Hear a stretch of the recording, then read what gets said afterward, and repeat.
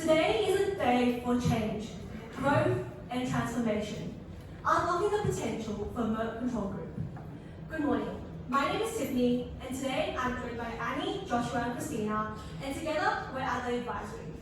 We're looking at how Mertcontrol Group can achieve operational sustainability by the end of 2026. Our solution is three-pronged: plow, sow and seed, leading to three key outcomes. So first, we want to plow the field so that we can prioritize what challenges there are.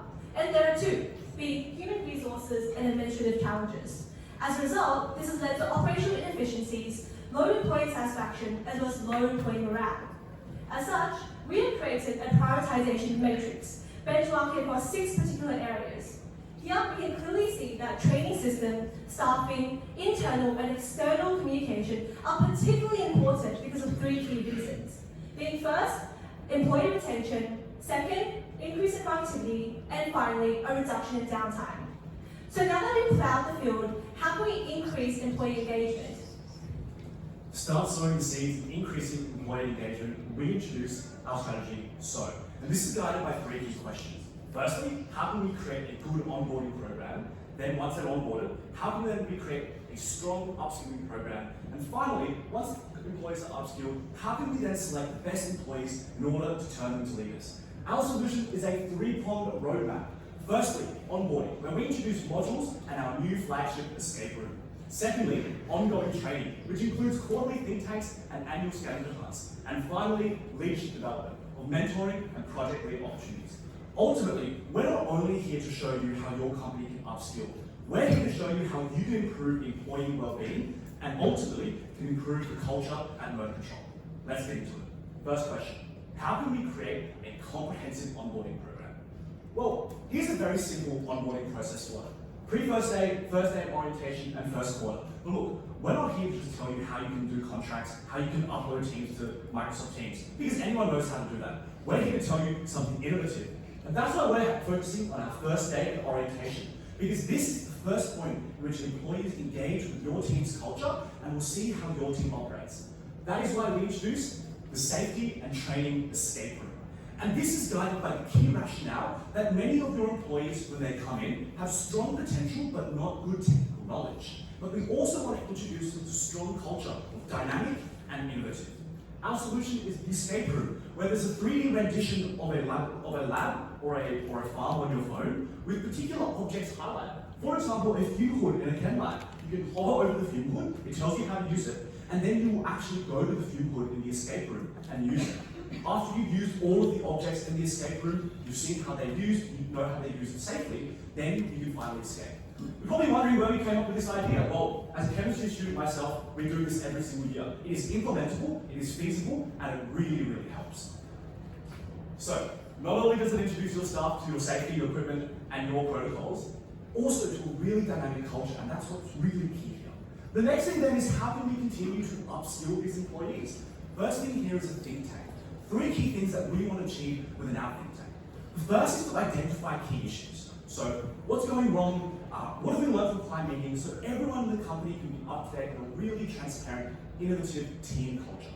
Second thing then is really crucial. We want the team to discuss the internal operations. All of the strategies we're going to pitch today are really cool. McKinsey could come here and tell you the best strategy ever, but your employees need to like it, and that's why feedback is really, really important. The last thing we want to achieve is sharing expertise. Potentially in the future, there could be cross-functional teams. The area of biotechnology is constantly changing. You've got to read a bunch of research papers every day of new organic chemistry and all that coming out. So we want people to share expertise so Mertcontrol can really advance to be the best in the sampling market. Now, this will be followed by monthly in small groups, just so people can discuss. The next thing here is team scavenger hunts. And we want an activity that can be really diverse so anyone can do it, also upskills the team, and also shows a team culture. And because that's something that you've highlighted to us in the case has been really important. Now this works. Let's say I'm a lab worker at the Budapest head office lab. I would go around Budapest, go to the farm, for example, collect some crop samples, go to the bakery, collect some samples, and this is feasible because it will be done for free. And then you come back and then you test your samples. And the first team that comes back will win a prize. So even if you're an IT worker, you'll still be involved in this, so everyone can learn and respect the work that each other does. Finally, how can we then develop employees to become future leaders? This is a tough field. We want to ensure employee retention, tenure in a manual field, but we also want people to take ownership. That's something that you've highlighted to us in this case is very important. So we want people to not only be rewarded, but take ownership in the company. But also, Mertcontrol is experiencing such amazing growth. And in order to meet that growth and have a centralized point of external communication, we need to have more leaders. That's what's guiding the why for this part of the strategy.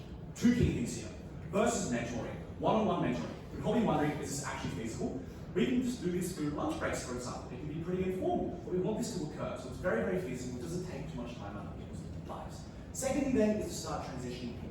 And the methodology in which we choose how to determine who gets into this program is by a 5-point proprietary Adelaide matrix, including efficiency, tenure, client feedback, leadership potential, and cultural vision. So, we've now sowed the seeds by improving our employees' well-being. How can we then harvest the crops to improve client satisfaction? Well, to start harvesting returns, we need to overcome two key administrative challenges. And those are, first of all, The fact that currently Mertcontrol is first of all struggling to structure its workforce in terms of its task allocation. And second to that is to provide a communication platform, both for internal employees to be able to converse with each other about necessary tasks, and second of all, for Mertcontrol's extensive network of external partners to be able to communicate as well.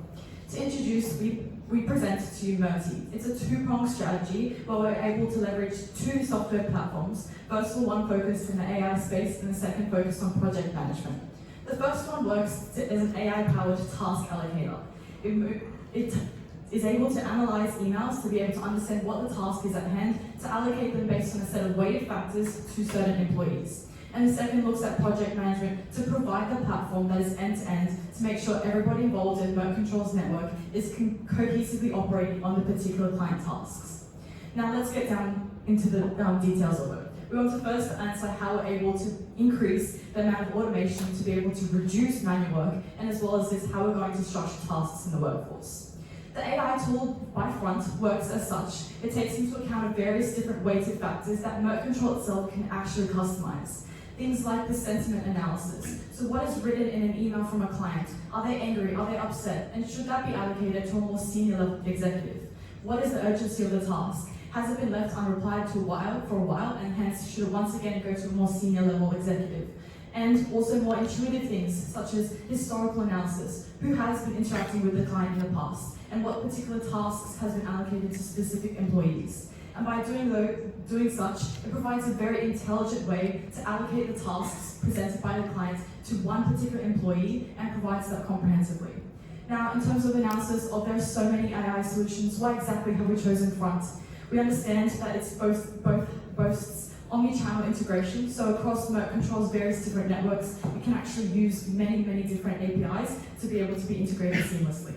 On to the next part, we look at how we are able to centralize the communication. And through Asana, it's a project management software, so once an employee is allocated a task, it will appear on that dashboard. In each task, various different employees on the internal can comment on the task, provide help, communicate, and it's centralized on that one specific employment. But second to that, with external partners, they're also able to update Mertcontrol to make sure there aren't any repetitive tasks done, and that's done by various different platforms. It can be on app form or websites, and they can update Mertcontrol. They also provide workflow summaries to make sure that no one employee is being overwhelmed and facing more workload than what you would see. Once again, why have we chosen Asana as the network? Well, they have had previous extensive success in specific companies that work with lots of external partners, such as logistics companies, and such case studies have been key motivator. So now, how do we reap the rewards? Mertcontrol must implement plough, sow, and harvest over the next 3 years with 3 key must-win battles. But we all know nothing comes for free, so Mertcontrol must invest in technology and training. This generates an impact in terms of 223 days saved for employees, and they can now use that time to service new clients, generating 5.8 million of new revenue. This also generates real impacts in terms of client and employee satisfaction. Today, we've told you how Mertcontrol can redefine the future of their operations through plough, sow, and harvest. Thank you, and I'll now open the floor for questions.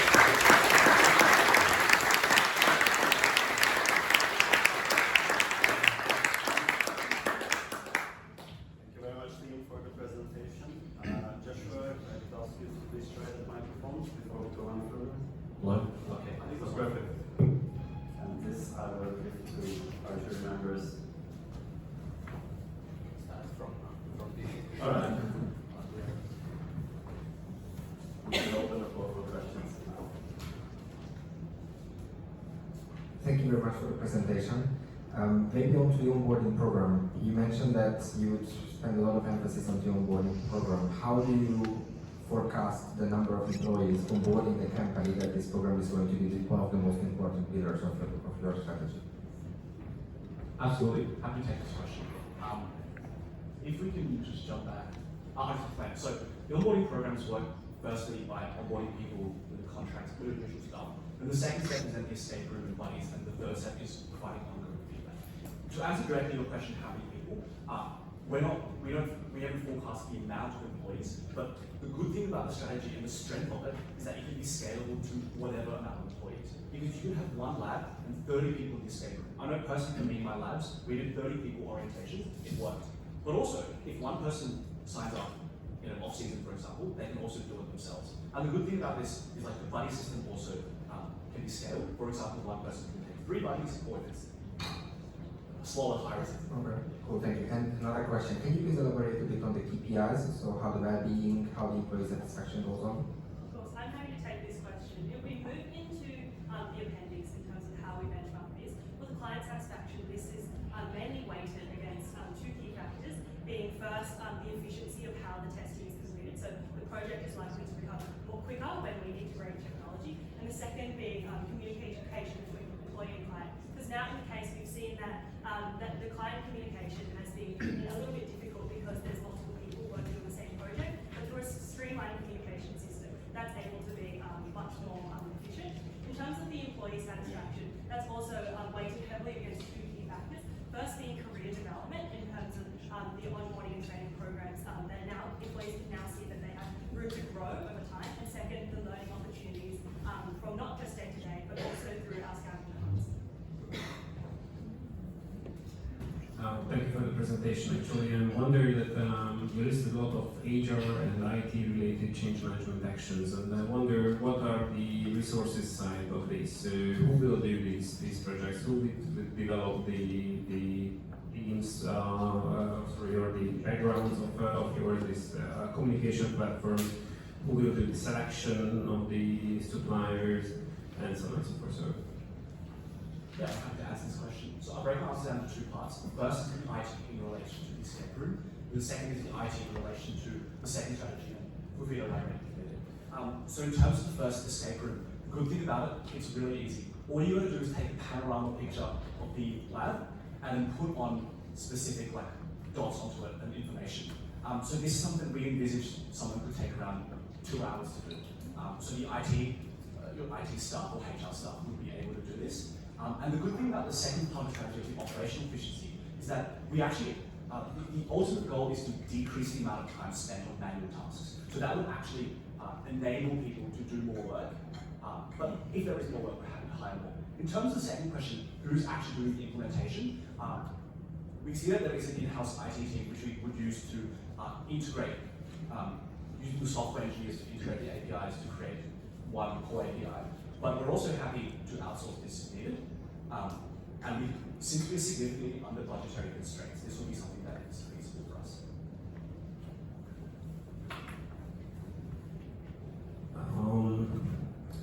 how happy these IT people and these HR people will be in case you tell them that you need to do these extra work to be done on their side? You mentioned that we learned that they're already they are kind of overwhelmed with the existing tasks and responsibilities that they are having.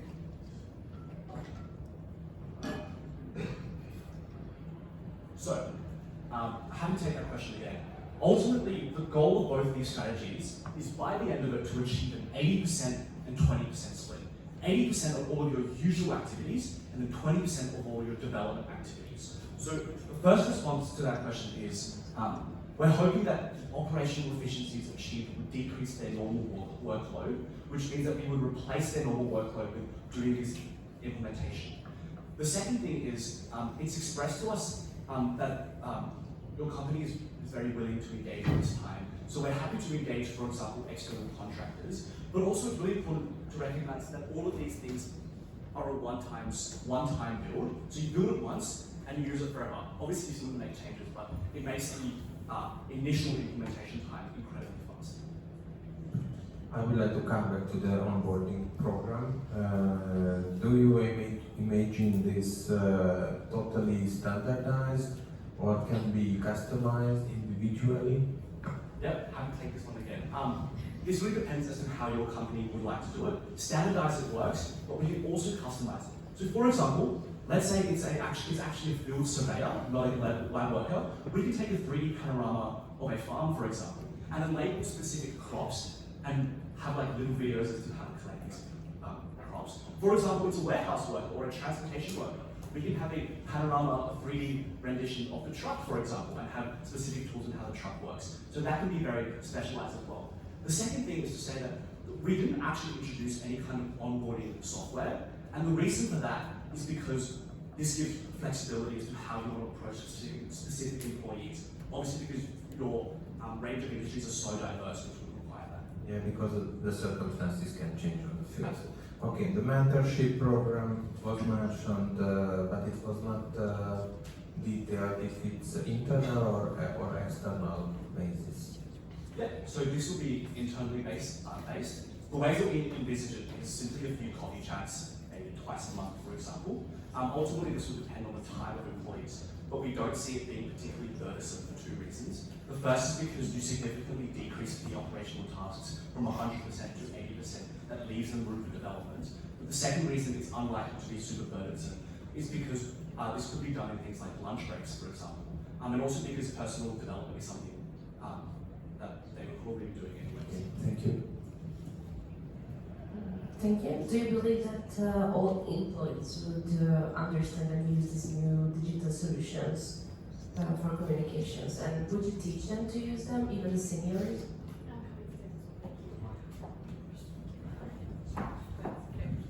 Happy to take this question, thank you. So yeah, the wonderful thing about the specific tools that we have integrated is that, first of all, for Front AI, they have a 4-week kind of demo where the company themselves will come and being able to actually introduce employees to the network and integrate it in a temporary manner. So it won't be completely entering Mertcontrol's systems yet, but it'll be able to be integrated to, for example, certain things that you give access to. So for example, if you choose Outlook emails, there's a 4-week demonstration period where you're able to understand, first of all, if it's suitable for your company and how your employees are actually interacting with it. In the case where you believe that some employees aren't actually being able to interact with it, it is actually so customizable to the point where you can just run in the background. So it can be integrated into Windows, where an employee itself doesn't have to look at the dashboards, it doesn't have to go and drag anything in particular. It actually is just can be used on a managerial level to see, okay, this employee is taking this certain amount of tasks, they have this workload that's that much, they don't need to interact with the system. But obviously, to a larger scale, it can be a worker that has the dashboard constantly open and is constantly interacting with it. So you're proposing 2 platforms, Front and Asana.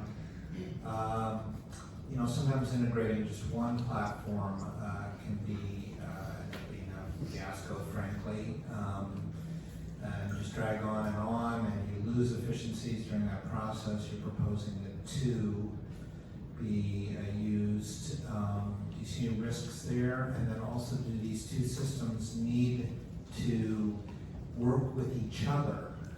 And if so, isn't that going to augment the risks even higher? Thank you for your question. I'm also happy to take this one. So yes, I'll start off with our selection was actually really focused on the specific case studies that each of these companies had done, so their previous success stories. So first of all, for Front, they actually engaged with the logistics companies. And as logistics companies are, they had many thousands of external partners in terms of being able to coordinate operations. And in doing so, they had one particular account with 15,000 emails and a constant repetition of tasks. And yet with doing that, they were able to introduce Front and be able to scale it to a point where they experienced major success. And on the same side, Asana had a similar story. It was actually a health company and integrating it. So we believe that that's specifically why it would be a really fast implementation. Asana in particular, it took 4 weeks for them to implement the system, and employees had massive, amazing things to say about the platform. Again, to answer your question in terms of the risks, we will say that any AI solution introduces risks, which is why in our implementation we've allowed 6 months for the initial integration, and also choosing companies that have the demo period period to be able to understand whether it's best suited for Mertcontrol. We will also recognize that integrating two platforms, we've analyzed that the actual APIs have, as mentioned on the previous slide, omni-channel integration. So they have previously been integrated with various different companies. And so again, using those use cases is what's driving our answer. We will say that there will have to be very strict compliance regulations about how to overcome various risks in terms of integration, but we think that the 6-month timeline will allow for that to be changed. Thank you very much, team, for the presentation.